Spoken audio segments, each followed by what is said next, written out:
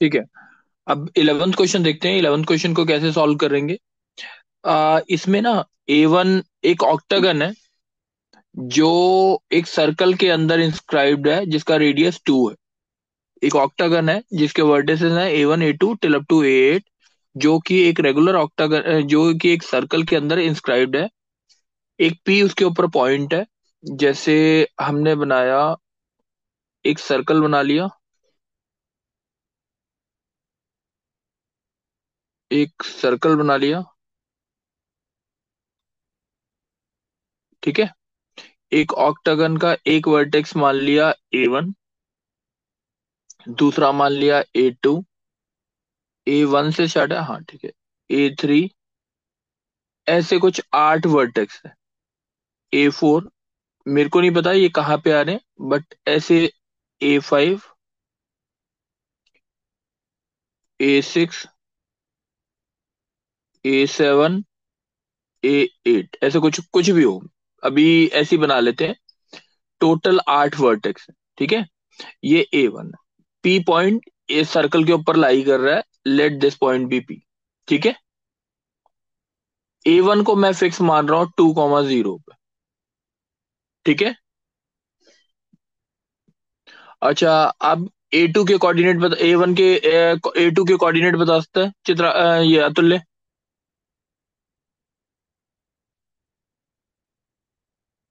ये डिस्टेंस कितना है? बच्चा ऊपर नीचे मत कर। ठीक है। ये A2 के टू। कोऑर्डिनेट क्या होंगे?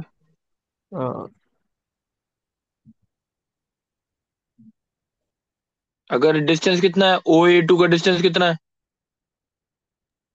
टू। 2। तो इसके कोऑर्डिनेट, अगर ये एंगल अल्फा मान लूं, तो ये कितना हो गया, जल्दी बोल। 2 cos alpha comma 2 sin alpha होगा। हाँ। ठीक है। तो इसके कोऑर्डिनेट होंगे, अगर मैं कोऑर्डिनेट क्या होता है कॉम्प्लेक्स नंबर की टर्म्स में लूं, तो 2e⁻∗α होगा। यस। सर। इसके कोऑर्डिनेट क्या होंगे? ट्वेल्व सही है। का। Yes sir. इसके कोऑर्डिनेट क्या होंगे? 2e⁻∗3 alpha. थ्री डाउट है कोई? No sir. लास्ट A7 या A8 के कोऑर्डिनेट जो होंगे वो 2e⁻∗7 अल्फा होंगे। यस और नो? Yes sir. अब P पॉइंट में Z मान लेता हूँ। P पॉइंट क्या मान लिया मैंने? तो इसका मतलब PA1 जो होगा वो होगा मेरा Z-2।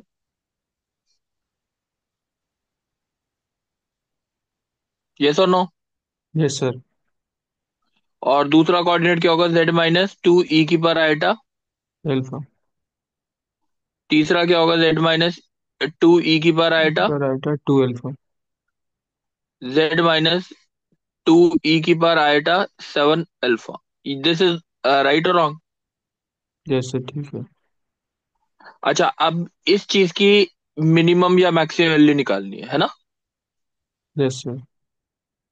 अच्छा, मेरे को एक चीज बताएगा, इसका फॉर्मूला क्या होता है, x⁴ - 1 का? इसका x-1 into x cube minus. x³ + x² + x+1 होता है ना? Yes sir yes sir. यही होता है ना? एक ये भी होता है x-α1, x-α2, minus alpha two. x-α3। सही है। Yes sir. Alpha 1, alpha 2, alpha 3 इसके क्या है? रूट्स। ये रूट्स ऑफ यूनिटी है, यही होता है ना? Yes sir. ठीक है। इसके, अगर मैं P, ये Z है, Z-2 इस इक्वेशन का, अगर मैंने ये बोला Z-2, ब्रैकेट में लिख रहा हूँ, Z-2e⁻∗α, Z-2e⁻⁷ Z-2e⁻⁷ किसके बराबर होगा? यानी Z-2, Z-α1, Z-α2, यही रूट्स है ना? Yes sir. Z-α7। यानी एक इक्वेशन है जिसके रूट्स हैं, जो एक सर्कल पे लाई कर रहा है, जिसके रूट्स हैं 2 alpha 1 alpha 2 till up to alpha 7, यही है ना? Yes sir. तो इसका जो फॉर्मूला आएगा वो यही आएगा, Z⁸ 8 माइनस टू माइनस की पावर टू एट पर एट। टू की हाँ। पावर एट है ना? वही अल्फा 1 ये सारे है ना? ये बात समझ आ गई? Yes sir. हम्म। अगर इसका मैं मैग्नीट्यूड ले लूं दोनों साइड, तो वो ये आएगा। Yes sir. ये इंडिविजुअल का मैग्नीट्यूड तो हो गया, सबके मैग्नीट्यूड मतलब यही हो गया ना? जेड यस सर माइनस वही टू होगा। का मैग्नीट्यूड Z-2 ई की बार आएटा अल्फा का मैग्नीट्यूड, Z-2 ई की बार आएटा 7 अल्फा का magnitude is less than equals to, sorry, equals to कितना हो गया? Z⁸ 8 माइनस 2 की पावर 8। हाँ। Yes sir. अब ये इक्वल टू में, ये एक कॉम्प्लेक्स नंबर हो गया, ये दूसरा कॉम्प्लेक्स नंबर हो गया, ठीक है? यस ये सर। दो साइड के सम से कम रहेगा कि नहीं रहेगा? और डिफरेंस से भी कम रहेगा, यार सॉरी, सम से कम रहेगा कि नहीं रहेगा? Yes sir triangle inequality. ठीक है, तो ये आपका कितना हो गया? Z⁸ 8 कितना? Z⁸ mod Z⁸ 8 का मतलब डिस्टेंस फ्रॉम ओरिजिन कितना होता है? टू हो गया सर। सही है ना? टू की पावर एट, तो लेस टू देन की पावर इक्वल्स टू नाइन। कितना हो गया? 2 की पावर 9। नाइन। तो मैक्सिमम वैल्यू कितनी हो गई? टू की पावर नाइन। बात समझ आ गई? Yes sir. ईशान है ग्रुप में अभी? ईशान बच्चे?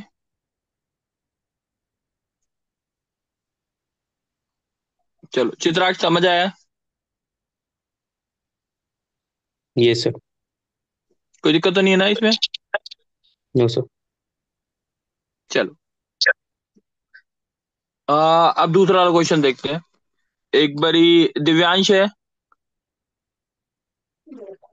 Yes sir. हाँ दिव्यांश, एक बारी ये वाला क्वेश्चन पढ़ दे। Let R equal to matrix दिया हुआ है A3B C2D हाँ जो भी हो, 050। ठीक है। ABCD belongs to 0 3 5 7 11 13 17 19, the number of invertible matrices in R is। हाँ, अब इस क्वेश्चन को देखते हैं, परमुटेशन का क्वेश्चन है, कैसे आएगा? इन्वर्टेबल का मतलब क्या होता है? जिसका डिटर्मिनेंट नॉट इक्वल टू 0, यही होता है ना मतलब? यस सही सर। है। Yes sir. अच्छा, अब पहले इसका डिटर्मिनेंट देख लेते हैं। डिटर्मिनेंट आ क्या रहा है? इधर से निकाल लें, इस वैल्यू से। Positive negative positive negative positive negative positive negative, यानी -5 इंटू, ये कटेगा ये कटेगा, AD माइनस BC। सही है ना? ये बात समझ आ गई? Yes sir. ठीक है। अतुल्य, अब मेरे को ये बता, डिटर्मिनेंट की वैल्यू 0 नहीं होनी चाहिए, यानी AD की वैल्यू किसके बराबर नहीं होनी चाहिए? बीस की। ठीक है ना? AD इक्वल टू BC अगर हो गया तो इसका मतलब क्या हुआ? इन्वर्टेबल नहीं होगा फिर ये। इन्वर्टेबल नहीं होगा। तो टोटल मैट्रिक्स कितने बनेंगे? कितनी चॉइसेस है सबके लिए? 8, 8, आठ। 8, हम्म। 8। 8 की पावर 4 यानी 2 की पावर 12 हो गया, दैट इज 4096, है ना? Yes sir. टोटल इतने मैट्रिक्स बनेंगे, टोटल इतने मैट्रिक्स बन सकते हैं। अब उनमें से वो निकालने हैं जो इन्वर्टेबल हो, ठीक है ना? मैं निकाल लेता हूं जो नॉन इन्वर्टेबल कितने होंगे। 4096 में से नॉन इन्वर्टेबल अगर माइनस कर दूं, तो मेरे पास क्या आएगा? इन्वर्टेबल वाले। इन्वर्टेबल वाले आ जाएंगे, आ जाएंगे। Yes sir. अब नॉन इन्वर्टेबल का मतलब डिटर्मिनेंट इक्वल टू क्या आना चाहिए? जीरो। 0 आना चाहिए, यानी AD इक्वल टू क्या आना चाहिए? BC. AD equal to BC के सारे केसेस बना रहे हैं। तू बता कैसे बनाएंगे AD इक्वल टू BC के सारे केसेस? सर ए बोल। या डी में से पहले तो एक जीरो ले लेंगे। A और D में से एक को, किसी एक को 0 लो। एक को जीरो ले लेंगे, फिर उसके लिए सात चॉइस हो जाएंगी। ऐसे बीसी में से एक जीरो होगा, उधर सात चॉइस होंगी। अच्छा, तू ऐसा बोलना चाहता है। मैंने ये बोला AD इक्वल टू BC है। एक तो केस ये हुआ A, B, C और डी चारों जीरो हो जाए। जैसे एक केस कितने हो के? गया। एक। चारों के चारों जीरो हैं। अब मैं बोलता हूँ कि तीन जीरो हैं। तीन जीरो का मतलब, जैसे चार में से कोई भी तीन, तो 4C3 हो गया। चार में से कोई भी तीन ले लिया, ए बी जैसे। सी ले लिया, चाहे कोई भी तीन ले लो, ठीक है ना। जैसे। और तीसरे वाले के जीरो पास सात और चॉइस है। एक, सात चॉइस हो गई, तो इसका मतलब 28 बन गई, है ना। जैसे। दिव्यांश, बात क्लियर है? Yes sir. ठीक है। अब तीन जीरो हो गए। अब एक और चॉइस लेते हैं कि ये तीन जीरो, अब दो जीरो। अब क्या ले रहे हैं? दो जीरो। अभी तक पहले चार जीरो लिए थे, फिर हमने तीन जीरो लिए, और फिर हम दो जीरो ले रहे हैं। अभी तो हम वो वाले केसेस देख रहे हैं जिसमें AD equal to BC equal to zero आ रहा हो ऑटोमेटिकली। सही ना। यस। अभी हम देख रहे हैं वो वाली चॉइस जिसमें AD equal to BC equal to zero ही आ रहा हो, दोनों साइड ही जीरो। तो दो जीरो के लिए क्या चाहिए होगा हमारे को? इसका सर मतलब, उसी में। या तो जैसे ए, एक मिनट, A और C जीरो हो जाए। सही है ना। Yes sir. तो दोनों साइड का प्रोडक्ट जो आएगा वो जीरो ही रहेगा, है ना। Yes sir. तो अगर इसके लिए बी एंड सी की चॉइस, बी और डी की चॉइस देखी जाए तो साथ साथ रहेंगी। Yes sir. और इन दोनों के लिए एक चॉइस रहेगी। एक इंटू सात इंटू सात, ऐसे कितने केसेस बनेंगे? चार। हाँ। चार केस बनेंगे ना सर। कैसे? ए सी हो गया, फिर एक बार ए बी होगा, फिर डी बी होगा और डी सी होगा। अच्छा, तूने जो केसेस बनाए, ए के साथ क्या ले लिया? बी ले लिया, या ए के साथ सी ले लिया, डी के साथ बी ले लिया, या डी के साथ सी ले लिया, यही बोल रहा है। Yes sir. तो चार चॉइस बनी। ये कितना है? 49 इंटू 4, 196। ठीक है। Yes sir. यानी अभी हमने वो केसेस निकालने हैं जिसमें देखो, AD इक्वल टू BC निकालना था। AD इक्वल टू BC, यानी हमने ये लिया AD equal to BC equals to zero हो जाए। यानी इसके तीन केसेस बने हमारे। वो केसेस क्या क्या थे? जब A equals to B equals to C equals to D equal to zero हो, और उसके बाद हमने तीन जीरो लिए। तीन जीरो का मतलब दोनों साइड ऑटोमेटिकली जीरो हो गई। उसके बाद हमने दो जीरो लिए। दो जीरो के 196 केस बने। तीन जीरो के कितने बने थे हमारे? 28 केस बने थे। और एक जीरो का एक केस बना था। यही बने ना केस अभी तक। Yes sir. अब AD इक्वल्स टू BC हो, बट नॉट इक्वल टू क्या हो? जीरो। अब इसके केसेस बताएगा मेरे को, बताओ। दिव्यांश, तू बोल।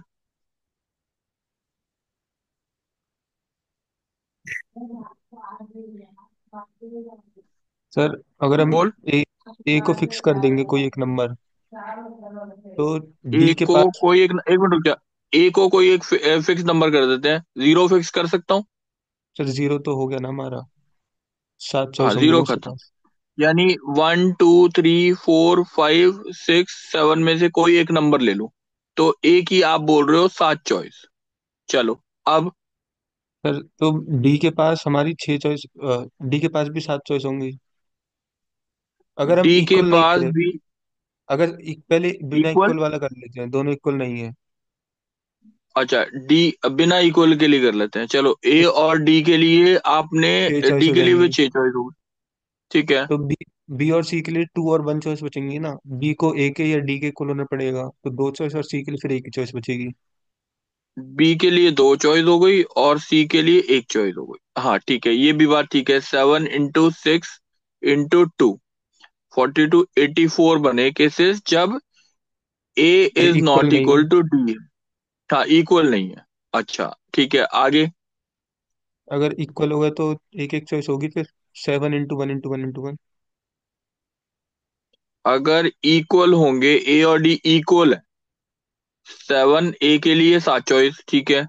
और डी के लिए फिर एक चॉइस। क्या होता है, इक्वल है तो एक चॉइस, और बी और सी भी इक्वल होने चाहिए, वो भी एक और वो भी एक एक एक। एक।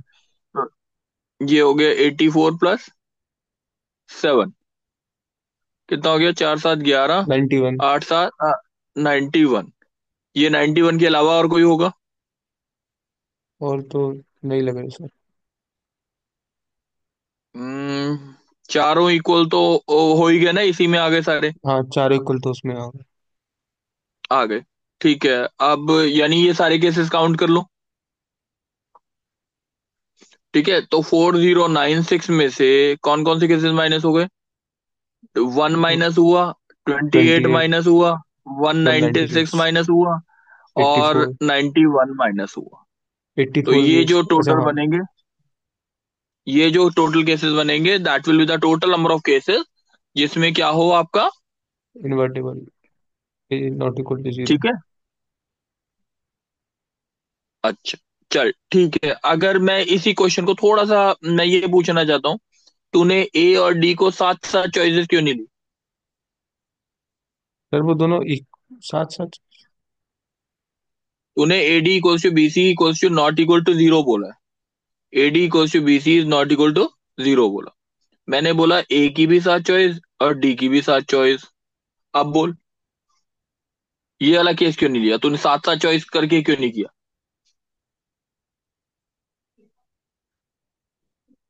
तो दोनों के पास एक एक चॉइस बचेगी ना फिर, बी और सी के पास। नहीं, दो और एक। चलो, एक एक चॉइस बच गई। अब मेरे पास नहीं तो बचा। उल्टा भी हो सकता था, इंटू टू भी हो सकता था।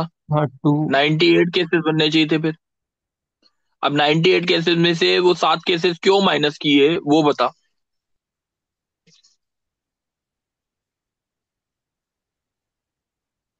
91 आने चाहिए ना? Yes sir.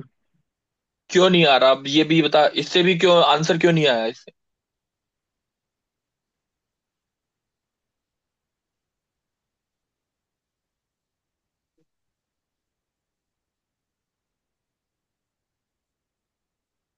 बताओ, बताओ कैसे करेंगे? समझ आ गया डाउट सर मेरा? जब ए यस और डी सर। सेम होगा तो इंटू टू नहीं करेंगे? ए और डी इंटू टू नहीं करेंगे? जब सेम होंगे दोनों। बिल्कुल ठीक है, इंटू टू नहीं करेंगे। ए डी बी सी है, ये तो उल्टे हो सकते हैं, बी सी इधर हो गया, ए डी इधर हो गया। एक ही केस बनेगा ना, मतलब सेम होंगे तो। कैसे एक केस बनेगा, ये तो बताना मुझे। मैं बोल रहा हूँ A D equal to B C is not equal to zero. मैंने ए की चॉइस फिक्स कर ली 7, और डी की भी 7 चॉइस फिक्स कर ली। अब ये भी तो हो सकता है ए डी बी सी है, मैं इन दोनों को आपस में इसके इंटरचेंज कर दूं, बी और सी की साथ साथ चॉइस दे दूं। समझ गया? ये सर। तो उसके तो दो केसेस 98 तो बन रहे हैं। मैं 98 में डाउट नहीं है मुझे। मुझे ये बता 98 का 91 कैसे आ रहा है? रीजन बता। सर ये जो 7 7 वाला है इसमें सब केस भी तो दो बनेंगे ना। सब केस भी दो बनेंगे मतलब? मतलब ए और डी आपने सेम कर दिया तो उसकी बी और सी की हमें चॉइस पता नहीं है ना। अगर ए डी 7 7 चॉइस, अगर दोनों सेम हुए तो अलग बनेगा, और दोनों अलग हुए तो बी और सी की कंडीशन अलग बनेगी। तो इसमें इंटू वन नहीं होगा ना फिर। Into one into. वन नहीं होगा ना, जैसे ए को 7 चॉइस और बी को भी 7 चॉइस है। तो इसके अंदर अगर हाँ, इक्वल होगा तो 2 1 होगा, और अगर इक्वल इक्वल होगा तो 1 1 होगा, और इक्वल नहीं हुए तो 2 1 होगा। थोड़ा सोचेंगे इसके, इस क्वेश्चन को मैं यहाँ पे छोड़ रहा हूँ जानबूझ के। अब समझ आ गई क्यों छोड़ा है? सर इसको अभी। ना, इसकी प्रॉपर एक्सप्लेनेशन लिखनी है कॉपी में, जब दिखाओगे संडे को, कल, तो उसमें लिखनी है प्रॉपर एक्सप्लेनेशन, ठीक है? मैं सर तो इसमें पूछूंगा 91 की जगह 98 आएगा इधर। ना। 91 ही आंसर, ठीक है, 91 वाला। अच्छा मगर 91 लिखना। 98 क्यों नहीं आएगा वो बताना है। ठीक है। ठीक है, चलो। अब नेक्स्ट क्वेश्चन पे चलते हैं, चलो। हाँ, पढ़ो जल्दी से। Let C1 be the circle of radius 1 with center at origin. Let C2 be the circle of radius R with center at point A 4, 1, where R 1, 2, 3 two distinct common tangents PQ and ST of C1 and C2 are drawn. The tangent PQ touches C1 at P and C2 at Q. The tangent ST touches C1 at S and C2 at T. Midpoint of line segment PQ and ST are joined to form a line which meets x-axis at point B. If AB equals to √5, then value of R square. Figure देख लो एक बारी। सही है। ये C1 circle है, ये C2 circle है, जिसका सेंटर 4, 1 है। मेरे को कोई जल्दी बताना, ये एक्स वाई लाइन जो होगी वो कौन सी लाइन होगी? ये रेडिकल एक्सिस होगी कि नहीं होगी? यस सर, बीच में आती है। हाँ, बीच में आती है, रेडिकल एक्सिस होगी। रेडिकल एक्सिस की इक्वेशन क्या होती है? S2 माइनस S1 S, हाँ S one S1 minus minus, तो S2 पहले सर्कल की इक्वेशन क्या है? x square plus y square equal to 1 1। दूसरे सर्कल की इक्वेशन क्या है? x minus 4 y minus 1 equals to R square. ये बात समझ आ गई? Yes sir. दोनों को सब्ट्रैक्ट करो। तो पहले आया 16 - 8x, दूसरा आया 1 - 2y is equals to R² - 1 आया शायद। 8x + 2y is equals to 18 - R²। ये देखना एक बार, ये बात समझ आ गई कि नहीं आ गई? सर ये इस लाइन एक्स वाई की इक्वेशन है। अब मैंने बोला बी पॉइंट निकालने के लिए वाई को क्या कर दो, 0 डाल दो। एक्स की वैल्यू आ गई 18 - R² / 8। डाउट है? No sir. अब ए बी का डिस्टेंस जो निकालते हैं, 18 - R² / 8 -4 का होल स्क्वायर प्लस 0 - 1 का whole square is equals to √5 का होल 5। स्क्वायर। यही होगा। Yes sir. आर की वैल्यू निकल आएगी। यस सर, आ जाएगी। बात समझ आ गई? Yes sir. ठीक है दिव्यांश, समझ आ गई ये बात? Yes sir. चलो नेक्स्ट क्वेश्चन देख ले।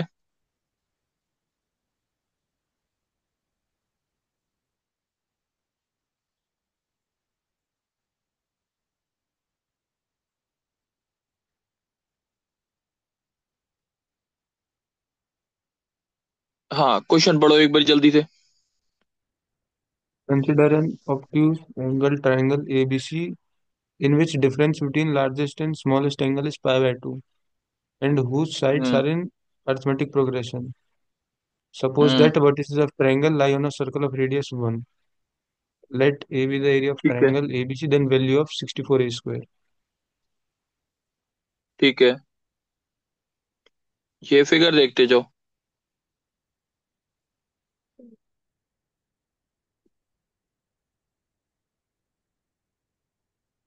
ये देखना एक बार, ये बात क्लियर है? Yes sir. π/2 - 2 अल्फा, ये एंगल ए क्लियर है? Yes sir. ए एंगल कितना हो गया? π/2 - 2 अल्फा। एंगल बी कितना हो गया? Alpha plus π/2। और तीसरा एंगल क्या हो गया? अल्फा। Alpha. सही है ना? अब ए बी बी सी और ए सी किस में है? एपी में है कि नहीं? Yes sir. अच्छा, एक और चीज बोलिए इसमें, कि ये एक सर्कल है जो ऐसा कुछ बन रहा है ना? यस और नो? Yes sir. और रेडियस ऑफ सरकम सर्कल की वैल्यू 1 दे रखी है शायद, है ना? Yes sir. और स्मॉल ए की वैल्यू जो है that is area of triangle. ठीक है, सही है। अब एक बारी क्वेश्चन में ए बी सी एपी में है, तो इसका मतलब मैं स्मॉलेस्ट साइड है smallest angle opposite to it, ये कंसेप्ट ये होता है। ग्रेटेस्ट साइड है greatest angle opposite to it. ये एंगल अल्फा प्लस π/2 है, तो मैं इस साइड को ए प्लस डी मान रहा हूँ। अल्फा है तो इसको ए माइनस डी मान रहा हूँ, इसको मान रहा हूँ ए। ये बात क्लियर है? Yes sir.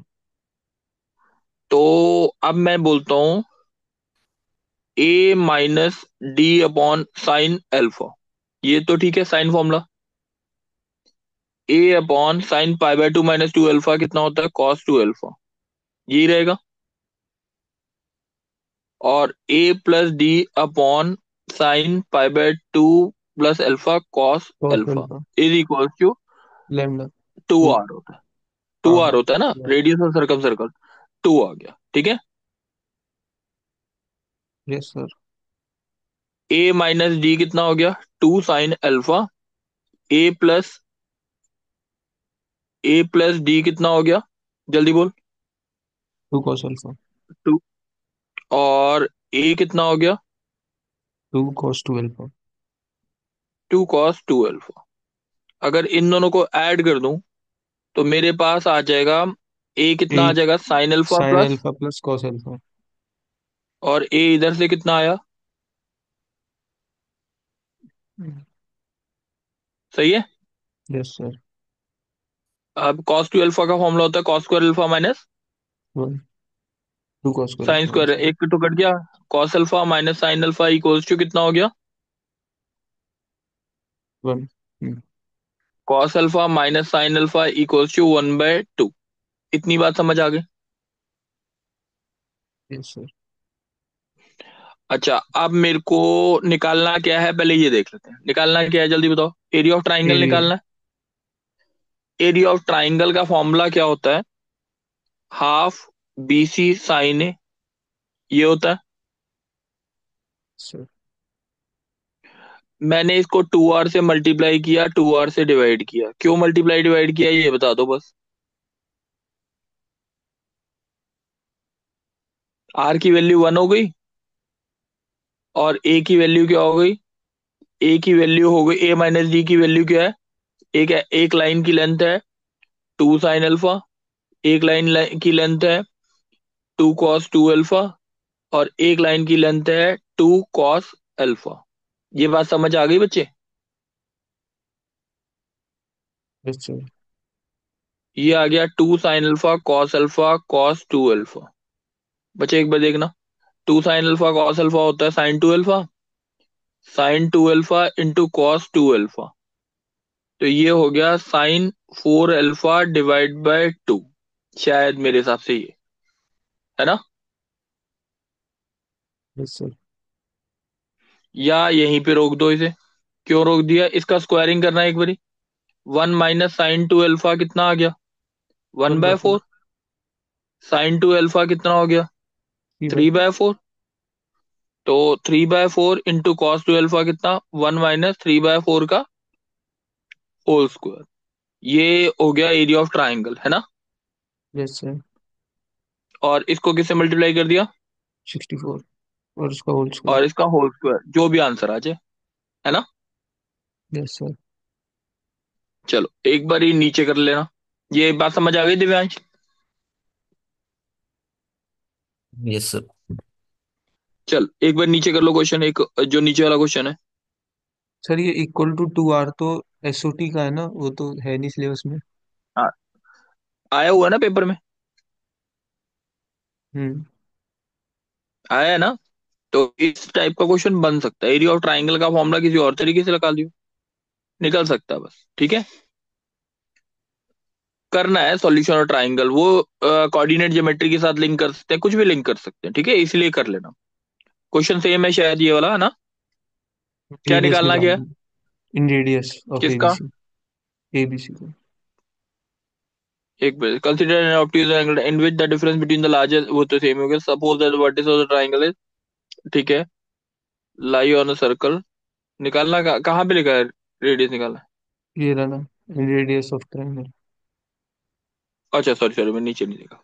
इन रेडियस का फॉर्मूला क्या होता है, R equals to delta by S होता है। Delta wise. ठीक है, डेल्टा हम निकाल चुके हैं शायद ऊपर। वो आ जाएगा ऊपर से। और एस और सेमी पेरीमीटर। एस क्या है, तीनों साइड्स का सम है। तो वो शायद तीनों साइड्स का सम आया था, two cos alpha plus two sine alpha plus two cos two alpha, शायद यही थे। 3a/2 आ जाएगा ना डायरेक्ट। साइड हमने a plus D three A minus by D two A लिया। कैसे, ए प्लस डी ए क्या माइनस क्या डी क्या? और वो लिए ना, side A plus D A minus D और ए लिए ना, ए की वैल्यू आ जाएगी 3a/2 आ जाएगा। ए की वैल्यू कहाँ से निकाली है हमने? ऊपर साइड जो हमने ली है, तो नहीं सेमी निकाली नहीं पेरीमीटर। ना। अच्छा कोई बात, एक मिनट देख लेते हैं। डेल्टा की वैल्यू हम निकाल चुके, ये वाली वैल्यू, ये यही था ना डेल्टा। Yes sir. और एस की वैल्यू, एंगल पता है, 2 cos alpha plus sine alpha है। तो ये कितना होता है? 2 × 1 + sin 2 अल्फा होता है, +2 cos 2 अल्फा। वैल्यू पता है सबकी? यस। सबकी वैल्यू डालनी है और कुछ नहीं करना है इसमें। सही है। यस सर, हो जाएगा। चल, नेक्स्ट क्वेश्चन देख लें एक बारी।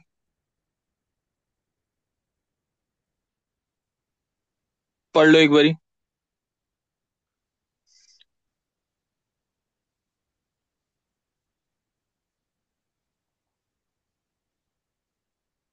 पढ़ दे एक बारी अतुल्य। Consider the 6 by 6 square in a figure. Let A1, A2 till up to A49 be the points of intersection in some hmm. order. We say that AI and AJ are friends if they are adjacent along a row or along a column. Assume that each hmm. point AI has equal chances of being chosen. ठीक है, question समझ आ गया? वो friends कब होंगे? Adjacent along a row या column होंगे। ये मतलब क्या हुआ? अगर इसका फ्रेंड कौन होगा, जैसे मैंने ये डॉट लिखा, अब मैं इसको थोड़े से अलग से मैंने मार्क कर रहा हूँ।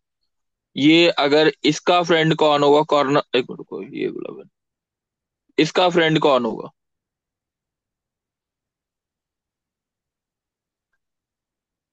इसके कितने फ्रेंड्स है? एक ये होगा और एक ये। दो। सही है, दो ही फ्रेंड्स होंगे। Yes sir. अच्छा, इसके कितने फ्रेंड्स होंगे, ये जो मैंने मार्क किया? तीन। एक, तीन। सही है। Yes sir. अब इसके कितने फ्रेंड्स होंगे? चार। चार। तो अब adjacent along a row, along a column. अब देखते हैं कॉर्नर वालों के कितने ऐसे हैं जो कॉर्नर वाले कितने हैं? चार कॉर्नर वाले हैं जिनके कितने चार फ्रेंड्स हैं? कॉर्नर। दो दो। और दूसरा है, ये वाले ऐसे वाले पॉइंट्स कितने हैं? एक, दो, तीन, चार, 20। पांच। पांच यानी 20 ऐसे पॉइंट्स हैं जिनके कितने फ्रेंड्स हैं? तीन। और बाकी 20 × 4 = 24 पॉइंट निकल गए, यानी 25 पॉइंट बचे,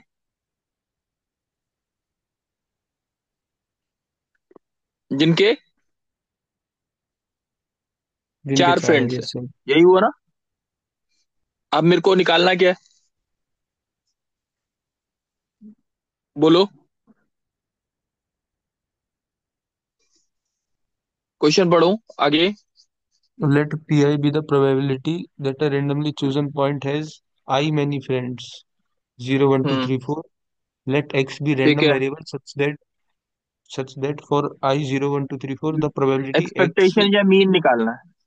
मीन निकालना है। मीन का फॉर्मूला होता है ΣP(x). ये एक्स हो गया, एक्स की वैल्यू 0, 1, 2, 3, 4 है। पी की वैल्यू, अब बताओ टोटल फ्रेंड्स कितने हो सकते हैं? अगर मैंने बोला 49 थे, दो फ्रेंड्स को चूज किया, 49C2। दो पॉइंट्स को चूज करना है, कितने कितने पॉइंट को? A I and A J are friend, let P I B the friends, I many friends. अच्छा, तो अब बताओ इसकी प्रोबेबिलिटी क्या होगी?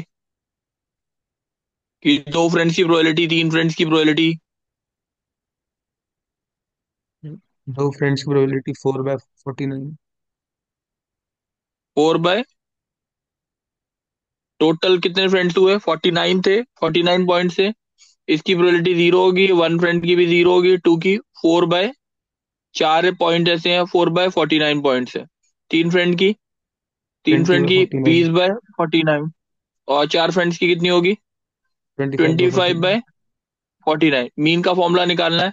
ये जीरो था, जीरो, जीरो, 2 × 4 8/49, ये 3 × 20 60/49, और 4 × 25 100/49। 49। तीनों को ऐड कर दो, that will be your mean. कोई डाउट है? एक्सपेक्टेशन? No sir. ठीक है, नेक्स्ट वाला क्वेश्चन अपने आप हो सकता है, मेरे हिसाब से ट्राई करोगे हो जाएगा। ठीक है, ये तो हमारा पूरा पेपर है, कल कंप्लीट करके लाना है। सही है सबने? यस। फिर मैं 2022 के पेपर पे स्विच ऑन कर दूंगा कल से। ठीक है दिव्यांश, ठीक है? Yes sir. ठीक है, कल ठीक। मैं 2022 का पेपर चाहिए होगा मुझे। सही है? Okay sir. एक बार 2022 का पेपर पड़ा है किसी के पास? शेयर कर देना ग्रुप पे।